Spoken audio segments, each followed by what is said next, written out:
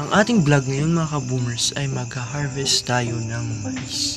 Kaya naman samahan niyong pugin ninyong ka-boomers sa isang malawak na paglalakbay tungo sa mundo ng mga mais. At yun na nga mga ka-boomers, nagsimula na nga kaming maglakbay patungo sa farm na aming pag-harvestan ng mais. Medyo malayo-layo pa ang aming pupuntahan bago namin marating ang farm na sinasabi ko sa inyo. Pero okay lang yan mga ka-boomers dahil may 300 naman tayo pagkatapos ng araw na ito. Kahit mahirap ang daan na aming dinaraanan.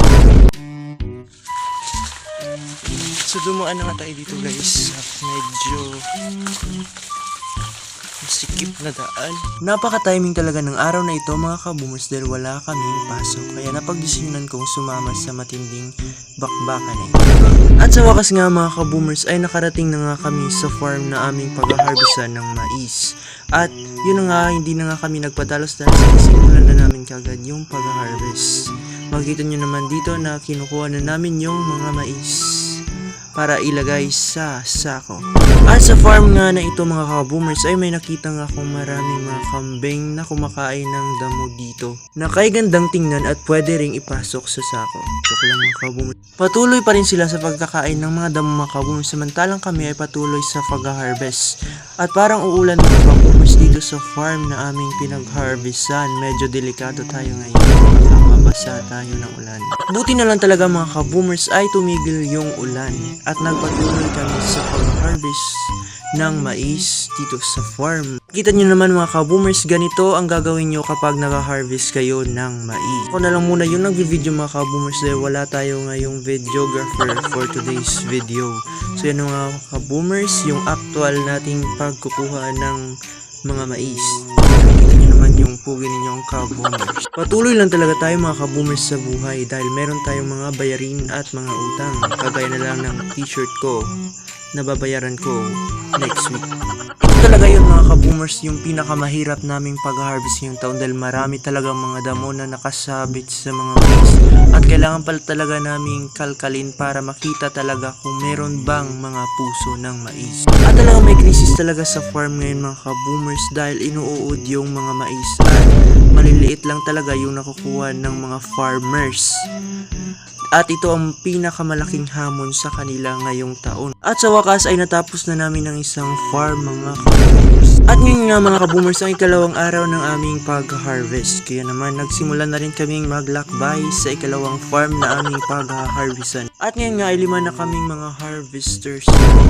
Dahil nga dumagdag itong aking kapatid. At yun nga mga ka-boomers, malayo-layo pa yung aming lalakbayin. Pero as in, malapit na naming marating. So yun nga, nakarating na nga kami. At kitang-kita nyo naman ang yung puging ka-boomers na naglalakbay kasama itong mga harvesters ng mais. Medyo haggard nga lang ang muka at sad na sad. Pero mamayang hapon ay magiging all smiles na dahil tatanggap na ang sweldo. At nandito na nga kami mga ka-boomers sa farm na sinasabi ko sa inyo na napakalawak. Kitang-kita nyo naman yan mga ka-boomers. At yun na nga mga ka-boomers, sasabak na naman kami sa matinding bakbakan. At sinimulan ko na nga yung labanan mga ka-boomers. At parang uulan na naman mga ka-boomers dahil napakadilim ng kalangitan. Pero nagpapatuloy pa rin tayo sa pag-harvest. Ulan lang yan mga ka-boomers at walang makakapigil sa atin. Yun na nga mga ka-boomers, walang araw ngayon at walang araw na hindi ko siya na-miss. Kaya hindi mainit ngayong araw na ito. Kaya na nga kinukuha na nga natin yung mais at ipinapasok sa sako kahit na mahirap na kunin dahil napakaraming damo na nakasabit sa puno ng mais. Papalaban ka talaga mga ka-boomers sa dami ng mga damo na nakasabit sa puno ng mais na tinatawag dito sa amin na biyagon. Talagang nagpapatuloy pa rin kay mga ka-boomers dahil tuloy lang ang buhay.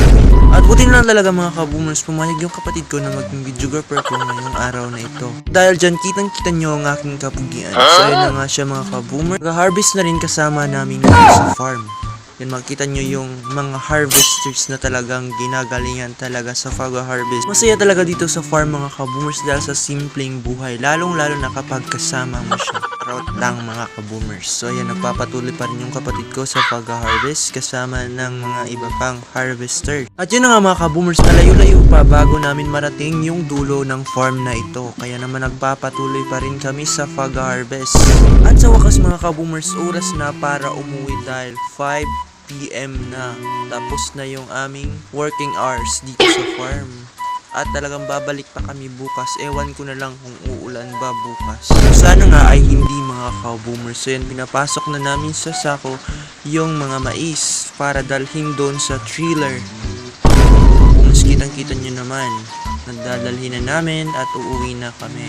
At mukhang hanggang dito na lang ang aking vlog mga ka-boomers. So see you on my next vlog mga ka-boomers. Maraming salamat sa inyong panonood ng vlog kong ito.